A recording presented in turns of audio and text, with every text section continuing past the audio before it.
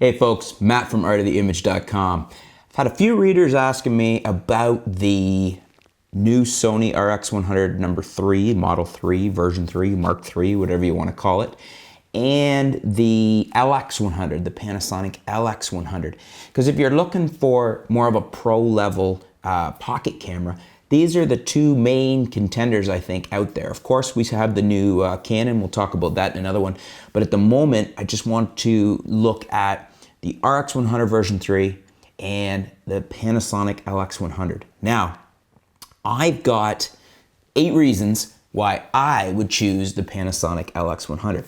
I'm gonna give them to you and explain myself why, and leave some comments below and we can discuss it. You can agree with me, disagree with me, let me know why. Are there points you don't agree with? Are there points I should have added? Let me know, but here's my 8. Now, number 1, which is fairly obvious, first and foremost, the sensor advantage.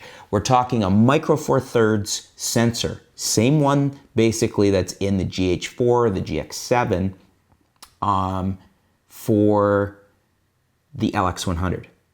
Versus the Sony RX100 version 3 has a 1-inch sensor in it. So we've got quite the sensor advantage. You should be getting all of the aspects of the sensor better in the LX100. So high ISO, dynamic range, color depth, all that type of thing should be better in the LX100. And from what we've seen from Panasonic, I have no reason to doubt that, because all else being equal, we have a 1-inch sensor.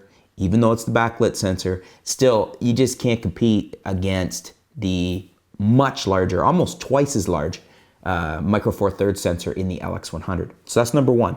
Number 2, we have an advantage on the lens. The zoom lens in the LX100 is the equivalent of a 24-75 versus the equivalent of a 24-70 on the Sony. We've also got a very small advantage for light gathering ability, because on the wide end, the LX100 is f1.7, whereas the RX100 is f1.8. It's not a lot, but it's still an advantage. Overall, mostly it's the additional length of the lens, which is a bonus here. So that's number 2. Number 3, the LX100 is more designed for a professional, more designed for more of a enthusiast, somebody that really knows their cameras, as opposed to a beginner that just wants a point and shoot. There's lots of manual controls, lots of ability to control the camera, and not a lot of dummy controls on it. In direct opposition to that is the RX100, which is basically the opposite. It's set up more of a point and shoot camera, more for somebody, less of a professional, more of a beginner type as far as the interface and the controls are. There's less ability to manually control it and whatnot than there is in the LX100. So advantage there. Then we've got frames per second. 6.5 frames per second on the LX100 versus 2.9 on the RX100. So almost twice as fast frames per second on the LX100. Fifth up, we've got a shutter speed difference of 1/4000th of a second on the LX100 versus 1/2000th of a second on the RX100 from Sony. So a big boost there on the Panasonic, and I mean, I'd even like to see it at 1/8000th of a second, but 1/4000th of a second, definitely better than 1/2000th of a second. Then we have the video. We've got 4K on the LX100 versus 1080 HD on the Sony. So basically Panasonic has a big win here. Sony really should come out the gate at this level, this premium level of pricing on a compact camera. It should have had 4K video. And it's like we're likely to see some type of minor update to it that just brings us the 4K video. What else do we have? We've got a hot shoe on the LX100, no hot shoe on the Sony.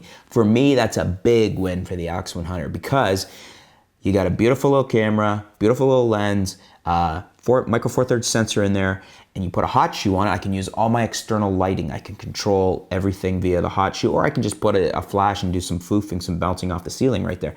Can't do that on the RX100, which actually would have been a big advantage to the RX100, considering it's got the less capable sensor in it. So win for the Panasonic there again. The last thing is that the LX100 has an external battery charger. In other words, it comes with a charger for the battery. You plug it in, charge it. You could throw another battery in if you buy another one. Not the case with the Sony. Sony, I didn't like it on, I have the RX100 version 1, and it's the same way. You put the battery stays in the camera, you plug in the camera, and then the camera gets plugged into the wall. So you can't use the camera unless you go out and buy a third-party battery charger, which is kind of a pain. Whereas the Panasonic comes with one, comes with that external charger, and you can add extra batteries and you can keep your camera in use. So again, win for the Panasonic. So that's my 8 reasons why I would go with the Panasonic LX100 over the Sony RX100 Mark III. What do you guys think? Do you agree with me? Do you disagree with me? Leave me some comments below. Let's have a discussion on the LX100 versus the RX100 Mark III. Let's keep a note too that we are talking about a very premium priced pocket camera here. I mean, these are, now in the case especially of the LX100, a very, very capable pocket camera. But still, we're looking at, you know, close to the price of, I mean, you could buy a Micro Four Thirds interchangeable lens body for this price. But the price is at that level and with some very great capabilities. But because of that, that's probably also why, especially going back to my manual control thing on the LX100, why I would favor that. Anyways, let me know, guys. Put some comments below and we will discuss it. LX100 versus RX100 version 3, Mark III, whatever you want to call it. Thanks for tuning in. Stay tuned. We'll be back soon with some new videos, some new articles. We'll keep you up to date with what's going on in the world of photography, videography, and technology right here on artoftheimage.com. Thanks a lot, folks.